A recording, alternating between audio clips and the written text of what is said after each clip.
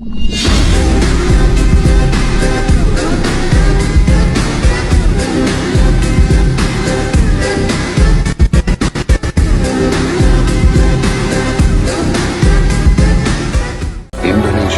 is not just wonderful. Indonesia is a wonderland. Kota baru gunungnya berbeda, berbeda bagaimanapun di Nusantara, bagaimanapun di Nusantara.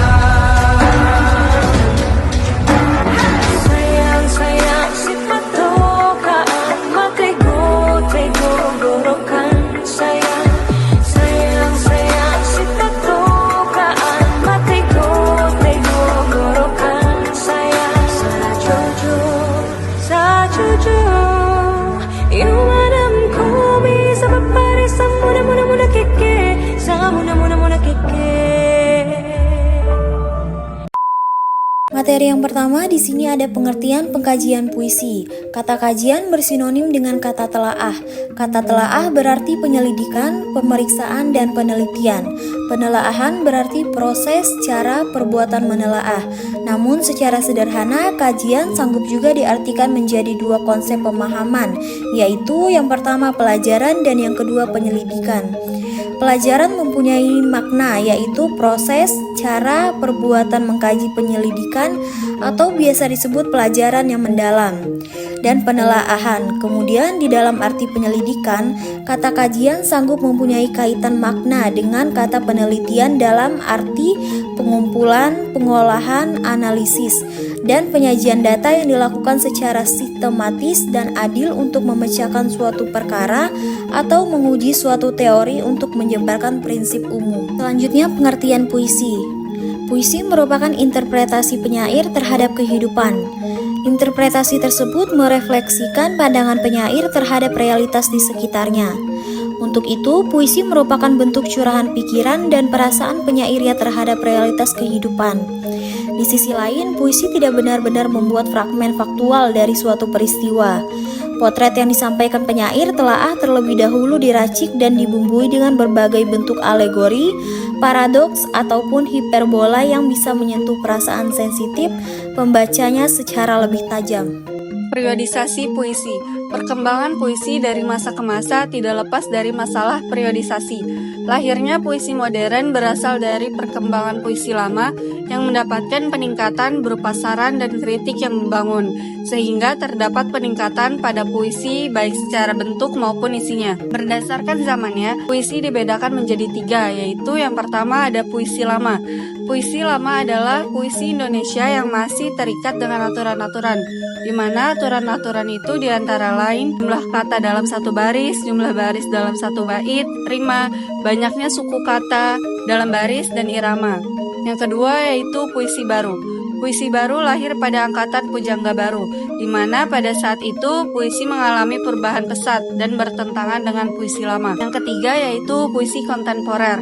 Puisi kontemporer lahir pada tahun 1970 sampai sekarang.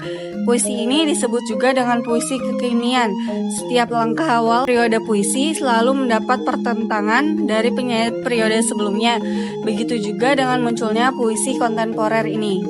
Tujuan pengkajian puisi. Secara umum, tujuan pengkajian puisi untuk mengetahui seberapa jauh kualitas unsur-unsur pembentuknya, untuk mengetahui kelebihan dan keistimewaan puisi yang dikaji, dan hasil kajian harus dapat dipertanggungjawabkan secara objektif, jujur, rasional, dan sesuai dengan kriteria penulisan ilmiah. Berikut beberapa penjelasan tentang kajian puisi dari beberapa ahli. Yang pertama, menurut H.B. Yasin, tujuan kajian sastra atau puisi adalah membangkitkan semangat seniman dalam menciptakan karya sastra, dan yang kedua membangkitkan rasa cinta dan penghargaan yang dalam tentang karya sastra. Lalu yang kedua, menurut Burhan Nurdiantoro, tujuan utama analisis atau pengkajian kesusastraan yaitu untuk dapat memahami secara lebih baik karya sastra yang bersangkutan.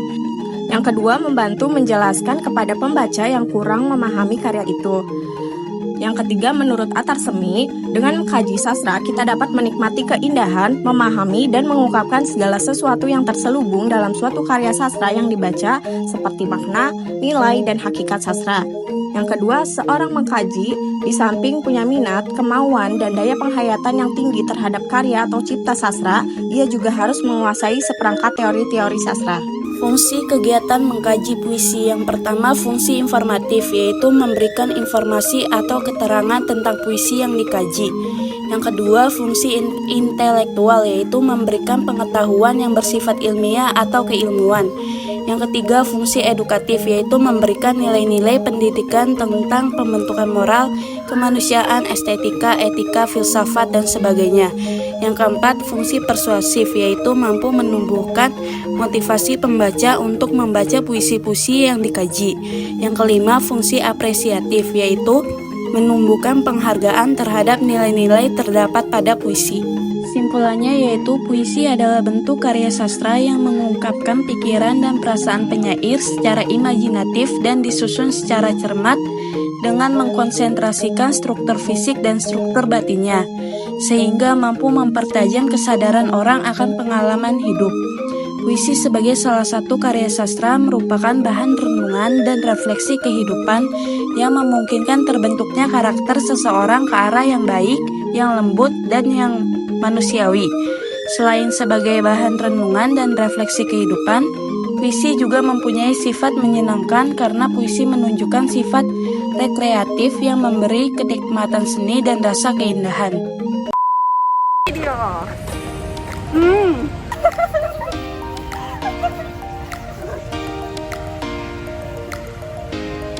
Lagi.